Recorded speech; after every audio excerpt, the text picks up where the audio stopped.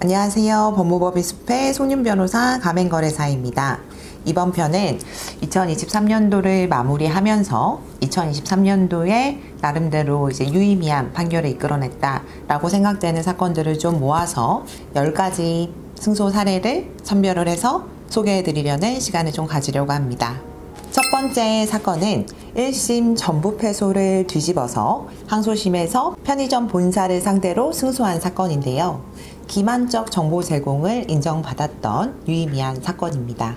이 사건은 점주님이 매장을 개점하기 전날까지도 이 바로 밑에 800평 규모의 대규모 식자재 마트가 들어선다는 사실을 알지 못하고 계약을 하셨다가 큰 적자를 보셨던 사안입니다. 본사 측에서는 본인들도 몰랐다라는 취지로 발뺌을 했었는데요. 이 가맹계약 체결한 3개월 전에 다른 점주에게 평면도 파일을 보낸 것을 저희가 확보를 했고, 해당 평면도 파일에 이 식자재 마트가 입점이 확정되어 있었다라는 점을 입증하는 데 성공을 했었습니다.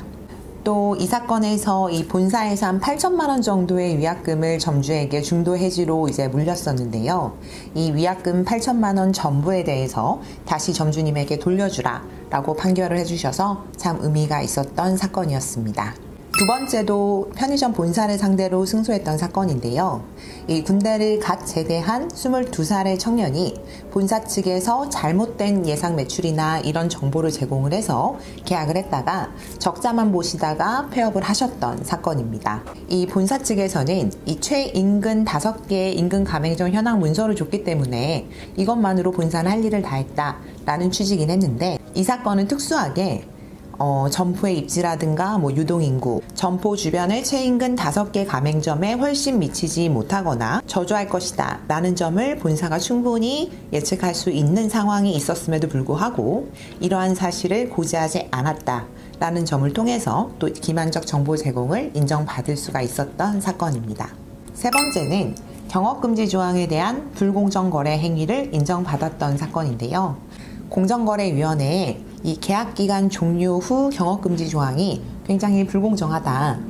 점주는 그 같은 자리에서 경업을 하고 싶었지만 해당 조항이 너무 포괄적이었기 때문에 이 경업을 할 수 없는 것은 직업선택의 자유를 침해하는 부분이 크다 라고 주장을 해서 해당 조항이 불공정거래 행위로 인정을 받았던 사건입니다. 네 번째는 경업금지 가처분과 위약벌 5천만 원 청구를 전부 기각시켰던 사안인데요.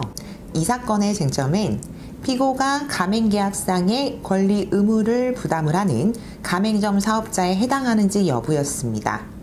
이 사건 가맹계약서에 기재가 되어 있는 가맹점 사업자는 A라는 다른 사람이었고요. 본사는 B도, 이 피고도 실질적인 가맹점주기 때문에 당연히 경업금지 의무를 부담한다 라는 이유로 해서 이 계약기간 중 경업을 했다 라는 이유로 위약벌 5천만 원과 또 경업금지를 하지 말라는 가처분을 신청을 했는데요. 전부 기각을 시킬 수 있었습니다. 다섯 번째 사건은 이 메뉴까지 동일하게 베껴서 영업을 하고 경업금지 의무를 위반한 점주를 상대로 본사를 대리해서 위약금 5천만 원이 전부 인용이 됐던 사건입니다. 이 막걸리를 취급하는 주점 관련 프랜차이즈 가맹본사를 대리를 해서 계약기간 중 무려 1년 6개월 동안 동일한 막걸리를 취급하는 주점, 또 메뉴까지 굉장히 유사하게 복제한 매장을 2-3개 더 운영을 하시다가 적발이 된 케이스셨는데요. 법원에서 위약금 5천만 원을 1원도 깎지 않고 전부 인용해 주셨던 사건입니다.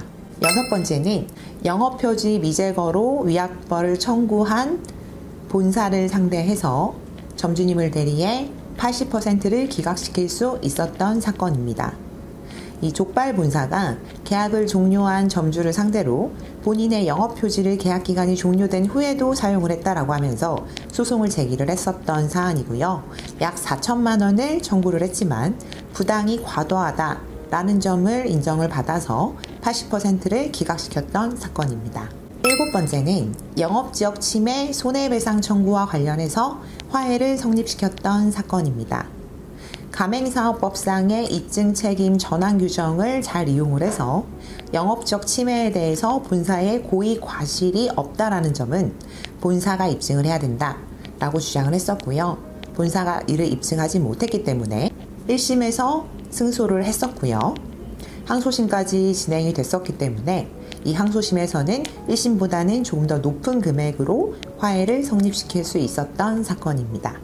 8번째는 전 가맹점주와 권리금 계약을 취소하고 가맹계약도 취소하는 사건이었습니다. 본사가 임대한 곳에 가맹점주가 전차인으로 들어가는 구조였는데요. 의뢰인은 전 가맹점주에게 수억 원의 높은 권리금을 지급을 하고 본사에도 임대차 보증금이라든가 높은 전차료를 지급하는 내용의 전대차 계약, 그리고 가맹계약도 체결을 했습니다. 하지만 임대인은 더 이상 전대차를 허용하지 않는다라고 밝혀서 점주님께서 낙동강 오리알이 될 뻔하셨던 사건이에요. 한순간에 수억 원에 달하는 투자금을 모두 날릴 위기에 처했던 점주님을 대리를 해서 이 전대차 부동의 사실을 은닉한 것을 입증을 해서 가맹 본사와는 소송 중 합의를 해서 피해액을 전부 회수를 했고요. 전 임차인과는 끝까지 소송으로 승소 판결을 받아냈던 사건입니다. 9번째는 의사에게 건물을 통으로 임대를 했는데 원상회복 비용만 수억 원이 나왔던 사건입니다. 저희 법무법인 숲이 프랜차이즈 공정거래 사건을 상당히 많은 비중으로 진행을 하고 있기는 하지만 부동산 관련해서 명도라든가 권리금 회수기의 방해라든가 이런 상가 임대차와 관련된 사건도 굉장히 많이 다루고 있는데요. 이 사건 같은 경우 임대인께서 통째로 건물을 의사분에게 임대를 했었던 사건입니다. 이 건물이 소재한 곳이 지방이고 임대인이 실제 거주하시는 곳은 서울이었기 때문에 사실 관리가 쉽지 않은 측면이 있었어요. 그래서 보통 우리가 임대차 계약을 하면 임대료가 있고 관리비가 있죠. 당연히 여기도 그러한 사정이 있었는데 여기 세입자였던 의사분께서 본인이 건물을 전부 관리할 테니 관리비를 따로 받지 않는 내용으로 임대차 계약을 체결해 달라라고 했기 때문에 이런 부분이 특약으로 삽입이 되어 있었습니다. 따라서 사용수익 기간 중에 건물을 수선하고 해야 할 의무가 특별히 세입자에게 있었던 사건이에요. 이 건물을 수선할 의무가 누구에게 있느냐에 대한 부분도 쟁점이 됐고요. 이 원상회복해야 되는 범위와 관련해서도 법정에서 치열한 공방이 있었던 사건입니다. 결국 이 관리 의무가 세입자에게 있다라는 점이 인정이 돼서 원상회복 비용을 대부분 회수를 하실 수 있었던 사건입니다. 마지막 10번째는 유튜브를 통한 이 허위 과장 정보를 믿고 다수의 점주님들이 가맹계약을 했다가 큰 피해를 봤던 사건입니다. 정보공개에서 14일 전 미제공을 이유로 해서 가맹금 반환 청구한 부분이 100% 인정이 됐고요. 또 유튜브를 통해서 80개 가맹점의 평균 매출이 3,500만 원, 또 마진율이 35%다 라고 홍보한 부분을 증거로 저희가 수집을 해서 80개 가맹점의 평균 매출이 3,500만 원이다. 마진율이 35%다. 라고 홍보했던 영상들을 증거로 잘 제출을 했고요. 하지만 실제 매출 한 50% 정도인 1,600만 원밖에 되지 않았다. 라는 점이 밝혀졌기 때문에 허위 과장 정보를 인정받아서 징벌적 손해배상을 청구할 수 있었던 사건입니다. 2023년도 다사다난한 해긴 했는데 그래도 고생해주신 우리 담당 변호사님들과 또 직원분들의 노력 그리고 의뢰인분들의 협조가 있어서 좋은 사건들을 이끌 수 있었다 라고 생각이 돼서 참 감사한 한 해였다 라고 생각을 하고 있고요. 2024년에도 모두 하시는 일 잘 되시고 행복한 일만 가득하셨으면 좋겠습니다. 감사합니다.